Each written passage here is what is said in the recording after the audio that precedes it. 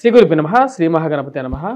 వైశాఖ మాసం అనేది మనకు 28 ఏప్రిల్న మొదలవబోతున్నది. దాని తర్వాత యొక్క మాసం 27వ తారీఖున మే నెలలో ఇది ముగియబోతున్నది అన్నమాట. ఈ యొక్క వైశాఖ మాసం యొక్క విశిష్టత, ఎటువంటి దానాదులు చేసుకుంటే ఈ యొక్క మాసంలో ఎక్కువగా సానుకూలమైనటువంటి ఫలితాలు మనం పొందగలుగుతాం. ఎందుకంటే వైశాఖ మాసంలో వచ్చినప్పటికీ మనకు శంకర జయంతి, అక్షయ తదియ మరియు అదేవిధంగా సీతానవమి ఇలాంటివి ఎన్నో మంచి పండగలు, శుభకార్యాలు, వివాహాది శుభకార్యాలు జరగడానికి కూడా ఈ యొక్క వైశాఖ మాసం అనేది చాలా ముఖ్యమైనది. వైశాఖ మాసం యొక్క విశిష్టత చెప్పాలంటే మనకు విష్ణు పురాణంలో చూసినట్లయితే విష్ణు పురాణ రీత్యా ఈ యొక్క మాసంలోనే ఈ యొక్క సృష్టి ఆవిర్భావం జరిగింది. అంటే కృతాయుగ త్రేతాయుగంలో సృష్టి ఉగాది, ఇప్పుడు కలియుగంలో యుగాది అయింది, కానీ త్రేతాయుగం మరియు అదేవిధంగా కృతాయుగాల్లో వచ్చినప్పటికీ ఈ యొక్క అక్షయ తిథియే వచ్చినప్పటికీ ఉగాదిగా ఉంది. వైశాఖ మాసమే ముఖ్యంగా ఉంది. అదేవిధంగా మనం గమనించినట్లయితే శ్రీరామచంద్రుడి యొక్క వైశాఖ మాసంలో తన యొక్క వివాహం జరగడం జరిగిందన్నమాట. శ్రీరామచంద్రుడికి మన శ్రీరామ నవమి రోజు వివాహం జరగలేదు, వైశాఖ మాసంలో వివాహం జరిగింది. ఇది శాస్త్ర విదితం. మరియు అదేవిధంగా ఎన్నో శుభకార్యాలు జరగడానికి, వివాహాది శుభకార్యాలకు కూడా ఈ యొక్క నెల అనేది అనువుగాను ఉంటుంది. అదేవిధంగా ఆది శంకరాచార్యులు కూడా ఈ యొక్క నెలలో జన్మించడం జరిగింది. వైశాఖ మాసంలో విష్ణువుని ఎక్కువగా మనం పూజించాలి, శ్రీ మహావిష్ణువుని.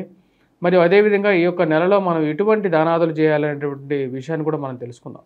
దానం అనేటువంటిది మనకు ఎందుకని దానం చేయాలి అనేది ముందుగా తెలుసుకుందాం. దానం చేసినప్పుడు ఏమవుతుందంటే మన యొక్క సంపాదన ఏదైతే ఉంటుందో, మన సంపాదించినటువంటి డబ్బులో కొన్ని పుణ్యకార్యాలు చేయటం వల్ల, లేకపోతే ఆ కార్యాలు ఎవరైతే చేస్తుంటారో వారికి ఆ యొక్క ధన రూపేణ, వస్తు రూపేణ మీకు నచ్చిన ఎటువంటి వస్తువైనా సరే దాన్ని దానం ఇచ్చినప్పుడు దానిలో మానసిక సంతృప్తి, అదేవిధంగా ఆ యొక్క దాన ఫలితం అనేది మళ్ళీ మనకు రావడం జరుగుతుందన్నమాట.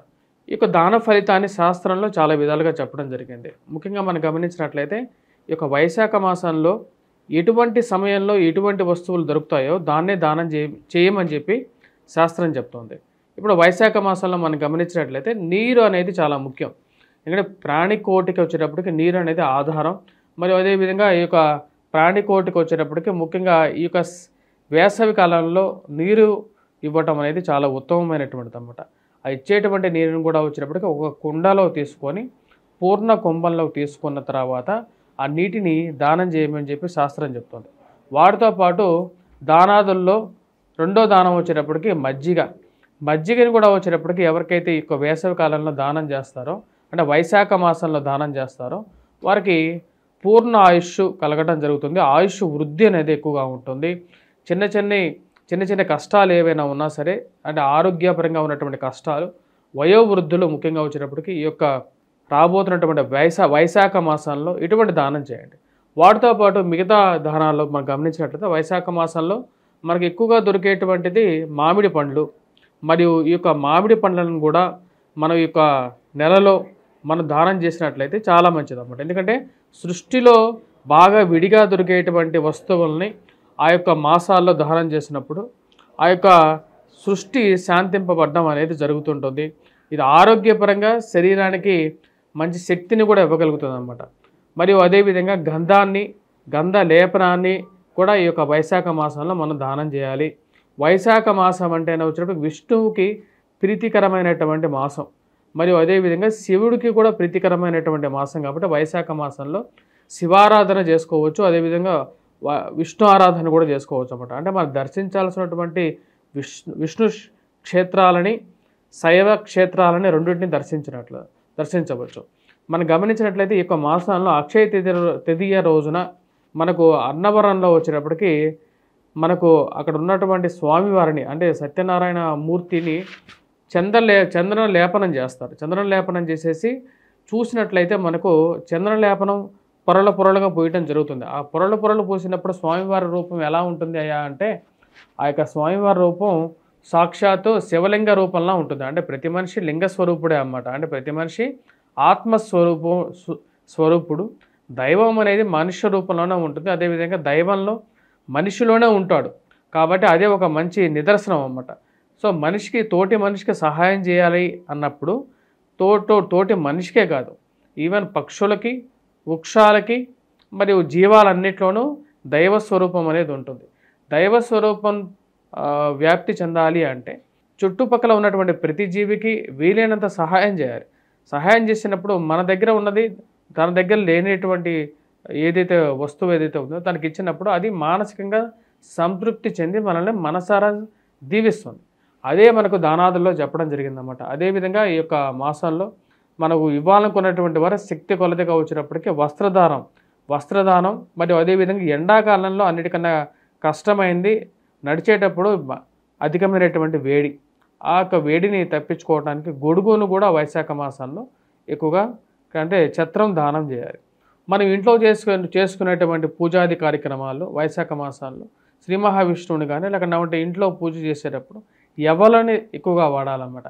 ఎవలతో చేసినటువంటి పదార్థాలు అంటే చిరుధాన్యాలతో చేసినటువంటి పదార్థాలని మనం ఎక్కువగా శ్రీ మహావిష్ణువుకి ఇష్టం కాబట్టి ఆ యొక్క చిరుధాన్యాలతో చేసినటువంటి పదార్థాలనే స్వామివారికి నివేదన పెట్టి వాటిని మనం తీసుకున్నట్లయితే ఆరోగ్యపరంగాను శక్తిని ఇవ్వగలుగుతుంది ఈ యొక్క ఎండాకాలంలో. మరియు అదేవిధంగా కఫ రోగాలు మరియు అదేవిధంగా ఆరోగ్యపరంగా వచ్చేటువంటి కొన్ని ఏవైతే ఉంటాయి కదా ఆ యొక్క రోగాలు ఏవైతే ఉంటే ఆ రోగాలు కూడా మనకు దూరంగా జరగడం అనేది జరుగుతుందన్నమాట. ఈ యొక్క నెలలో మనకు అక్షయ తేదీ కూడా రాబోతుంది. అక్షయం అంటే క్షయం లేనటువంటిది అన్నమాట. అంటే క్షయం లేనటువంటిది కాబట్టి అంటే నిండు పాత్రలాగా జీవితం మరియు అదేవిధంగా ఇంట్లో బంగారము మరియు అదేవిధంగా ఐశ్వర్యము దినదినాభివృద్ధి చెందాలి అంటే అక్షయముగా ఉండాలి అంటారా. క్షయము లేనటువంటి వస్తువుగా నిరంతరం ఆ యొక్క బంగారు రాసులు మరియు అదేవిధంగా ఇంట్లో ఉండేటువంటి ధనధాన్యాదులు ఉండాలి అంటే అక్షయ తేదీని మనం జరుపుకోవడం జరుగుతుంది అన్నమాట. ఇటువంటి రోజున మనం గంధ లేపనంతో స్వామివారిని పూజించి అంటే శ్రీ మహావిష్ణువులో సాక్షాత్తు తన యొక్క వక్షస్థలంలో నిలవైనటువంటివి అమ్మవారు అన్నమాట. అమ్మవారు వచ్చేటప్పటికే మనకు సృష్టి మాయా స్వరూపంలో ఉంటుందంటారు. అంటే మనకు భగవంతుడి ద్వారా మనం సృష్టిలోకి రావడం జరుగుతుంది. కానీ మనం జీవించేది ప్రతినిత్యము అమ్మవారితోనే జీవిస్తూ ఉంటాం. అంటే మన చుట్టూ ఉండేటువంటి ప్రతి ఒక్క వస్తువులోనూ మాయాస్వరూపమైనటువంటి అమ్మవారు దాగి ఉంటారు. ఆ యొక్క అమ్మవారిని మనం అనిత్యం ఒకరోజు అంటే ప్రతిరోజు మనం పూజిస్తూనే ఉంటాం కాబట్టి ఈ యొక్క రోజున మనం ప్రత్యేకంగా అమ్మవారిని పూజించాలి. ముఖ్యంగా వచ్చేటప్పటికి అమ్మవారిని ఇష్టమైనటువంటి సాక్షి అంటే అమ్మవారు వచ్చేటప్పటికి లక్ష్మీ స్వరూపం ఎక్కడ ఉంటుందయ్యా అని చెప్పి శాస్త్రం చెప్తుందా అంటే సుగంధభరితమైనటువంటి వస్తువుల్లో ఎక్కువగా ఉంటుంది. గంధన లేపనాల్లోనూ మరియు అదేవిధంగా సుగంధభరితమైనటువంటి పూలల్లోనూ చెట్లల్లోనూ పచ్చటి చెట్లల్లోనూ వీటన్నిటిలోనూ అమ్మవారు ఉంటూ ఉంటారు.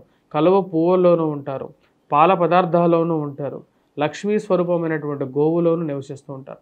ఈ యొక్క వస్తువులతో చేసినటువంటి పదార్థాలు కానీ లేకంటే ఈ యొక్క వస్తువులను మనం పూజించినట్లయితే ఈ యొక్క వైశాఖ మాసంలో అక్షయ తేదీయే కాదు ప్రతి ఒక్క వైశాఖ మాసంలో మనకు సంపూర్ణమైనటువంటి సుఖ సంపదలు అనేవి కలుగుతూ ఉంటాయి. సుఖ సంపదలు అంటే రెండు పర్యాయ పదాలుగా చెప్పాలి అంటే సుఖం అనేది సంపద ద్వారానే రాదు.